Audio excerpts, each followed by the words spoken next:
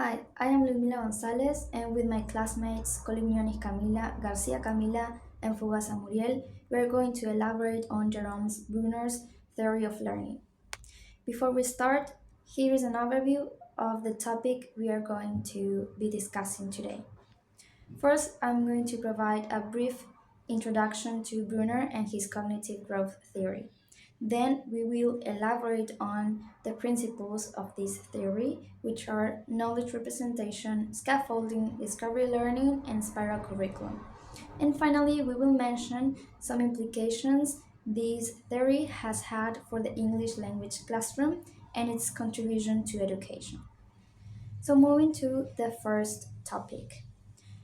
Brunner was a developmental psychologist who highlighted the different ways children can represent knowledge and how important these different representations are in teaching and learning.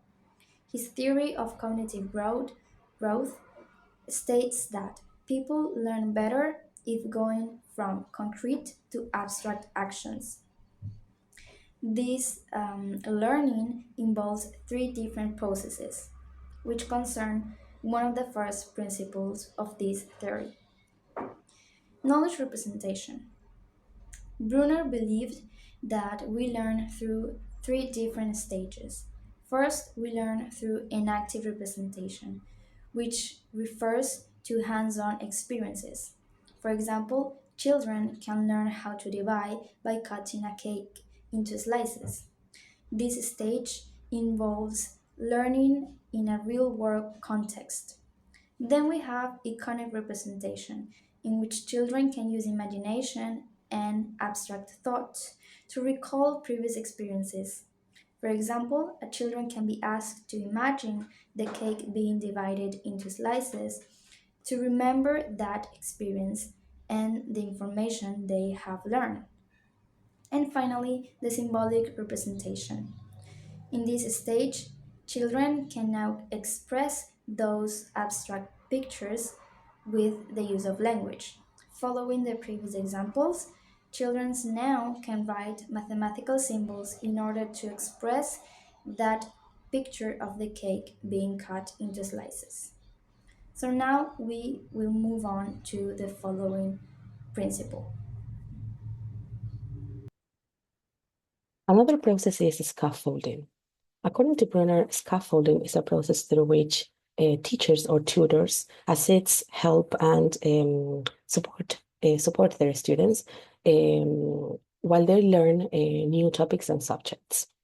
While working, teachers support their students by providing clear instructions. They also chunk long activities into smallest ones, and they also offer feedback. Gradually, once the student become more confident and independent and improve pedagogically, this sense of scaffolding is going to fade away, so the student will no longer need the teacher's guidance and support. With the scaffolding, the students learn how to develop their own cognitive skills, understand the subjects and topics, and they also learn to become more confident, independent, and capable of solving their own problems. Overall, scaffolding shows how important the teacher's support and guidance is during the student's learning process, and how useful it is in order to help the student develop their own cognitive skills. The next concept is discovery learning, which implies that students build their own knowledge by themselves based on their past experiences and the knowledge that they already know. Brunner believed that encouraging those students to discover the solutions to the educational problems by themselves,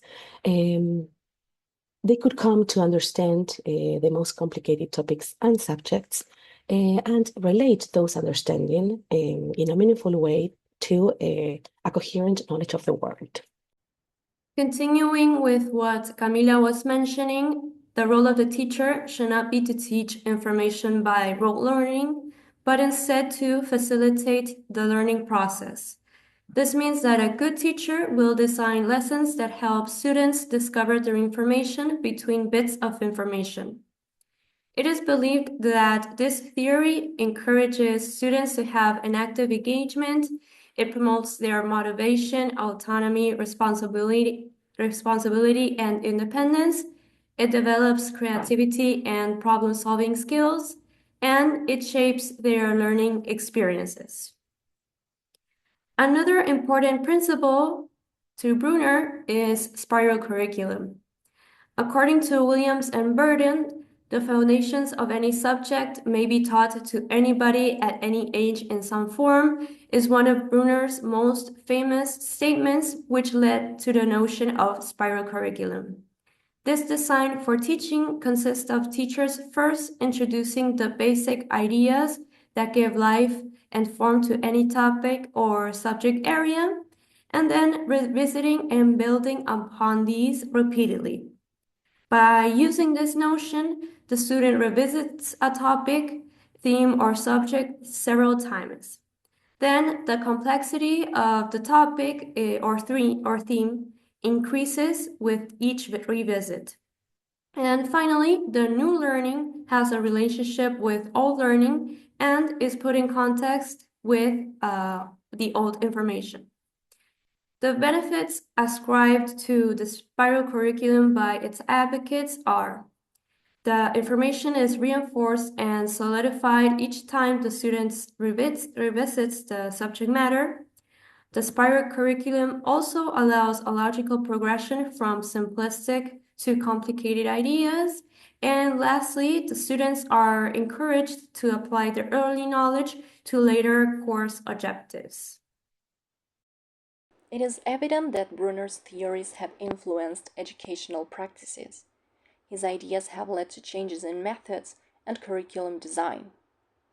Teachers engage in a role closer to facilitator rather than lecturer, and it is also more frequent to see in a classroom activities that invite learners to participate and be a part of the process rather than just sitting down and being taught about a specific topic. Regarding the way these theories can be translated into the classroom, there are some activities that can illustrate Brunner's concept of teaching and learning. The teacher can implement activities like reconstruct a story arranging shuffled images, participate in a debate in class with two big groups that have a stand on a specific topic, plant seeds in jars and observe their development and growth, role-play real-life scenarios while practicing a second language to incorporate vocabulary and intonation, or create a presentation about your favorite historical event following the examples seen in class. It is clear that Jerome Brunner's theories shaped our understanding of how learning takes place. His contributions include the many concepts we have mentioned: inactive, iconic, and symbolic representation of knowledge, scaffolding, spiral curriculum, discovery learning, and even more. However, his influence extends beyond individual ideas.